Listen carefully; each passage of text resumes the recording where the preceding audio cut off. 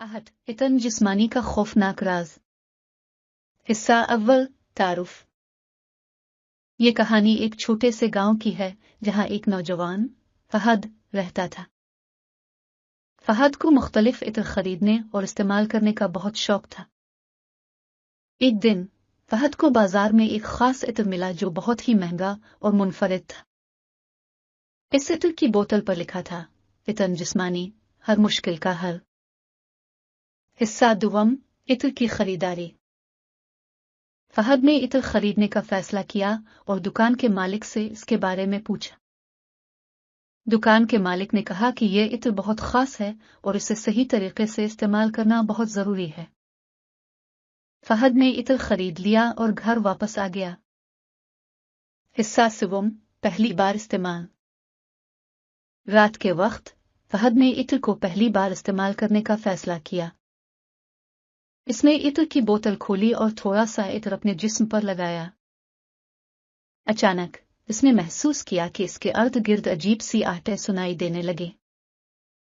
हिस्सा चहारुम, खौफनाक आगाज। फहद ने जब दोबारा इत्र की बोतल देखी तो इस पर कुछ अजीब सी लिखाई नजर आए। लिखाई में लिखा था, ये इत्र तुम्हें दूसरी दुनिया में ले जाएगा। फहद ने यह पढ़कर खौफ महसूस किया, मगर उसने सोचा कि शायद ये उसकी वहम है। हिस्सा हफ्तम, तहकीक का आगाज। फहद ने इस इत्र के बारे में तहकीक करने का फैसला किया। उसने इंटरनेट पर इस इत्र के बारे में मालूमात तलाश की। इसे मालूम हुआ कि ये इत्र एक कदीम और पुरस्रार जादूगर की तख्लीक थी। हिस्सा हश्तम, जादूगर की कहानी। फहद ने मजीद तहकीक की और मालूम हुआ कि इस जादूगर ने अपनी रूह को इस इत्र में कैद कर दिया था। ये इत्र उसकी रूह को जिंदा रखता था और उसका इस्तेमाल करने वाले को अपनी गिरफ्त में ले लेता था। फहद ने यह सुनकर और भी खौफजदा हो गया। हिस्सा नहुम, बदरू का सामना। फहद ने फैसला किया कि वो इस बदरू का सामना करेगा और इसे हमेशा के लिए खत्म करेगा। उसने अपने दोस्तों के साथ मिलकर एक मंसूबा बनाया।